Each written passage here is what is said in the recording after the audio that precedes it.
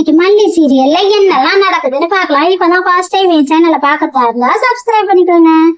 Renuka madam அந்த போலியான doctor கிட்ட ஒரு ஃபைல குடுக்குறாங்க. அந்த ஃபைல ஒரு சாவி வச்சு இருந்துப்பாங்க போல இருக்கு. அந்த சாவியை தேடி தேடி பாக்குறாங்க அந்த டாக்டர். அந்த சாவியை காணா.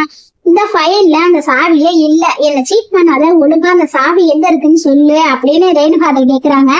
அதுக்கு அந்த ரேணுகா அந்த ஃபைல வாங்கி நல்லா அவங்களும் தேடி பாக்குறாங்க. சாவி இதுல இல்லையே, எங்க போச்சுன்னு எனக்கு தெரியலையே அப்படின்னு சொல்லிக்கிட்டு இருக்காங்க. அந்த டாக்டருக்கு வேலை செய்யற ஒருத்தரை கூப்பிட்டு, நீ வெளியில ஒரு பேக் இருக்கு, அந்த பேக்ல சாவி இருக்கும், நீ போய் எடுத்துட்டு வா அப்படின்னு சொல்றாங்க. அவங்களும் அந்த சாவியை தேடி பார்த்துட்டு அதுக்குள்ள ஒரு சின்ன பிள்ளை அந்த பேக்ல உள்ள சாவியை எடுத்துட்டு போயிருது. இவர் போய் அந்த நேரத்துல சாவியை தேடி பார்க்கும்போது சாவி அங்க இல்ல. உள்ளார சொல்றாரு சாவி அங்க இல்ல அப்படின்னு சொல்றாரு.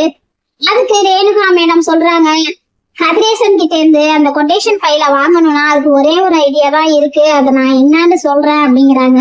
அதுக்கு அந்த டாக்டர் என்ன செய்யறது அப்படின்னு சொல்லி கேக்குறாரு. ரேணுகா மேடம் சொல்றாங்க, கதிரேசன் சார் பொண்ணை கடத்திட்டா அவர் எப்படி இருந்தாலும் அந்த கொட்டேஷன் ஃபைல கொடுத்துருவாரு அப்படின்னு சொல்றாங்க.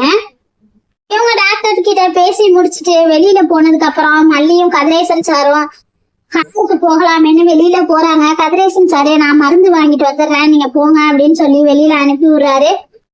மல்லியும் ரேணுகா மேடமும் கார் கிட்ட போய் நிக்கிறாங்க. அந்த நேரம் பார்த்து அங்கிருந்து கார்ல ஒரு 4 ரவுடி பசங்க ரேணுகாவை கடத்த முயற்சி பண்றாங்க. அவங்க என்ன விடு அப்படின்னு சொல்லிட்டு கத்துறாங்க. மாத்திரை வாங்கிட்டு வெளியே வந்த கதிரேசன் சார பார்த்துட்டு காப்பாத்த ஓடி வர்றாங்க. அதுக்கப்புறம் என்ன நடந்திருக்குங்கிறத அடுத்து வரப்போற எபிசோட்ல பார்க்கலாம். தேங்க்யூ.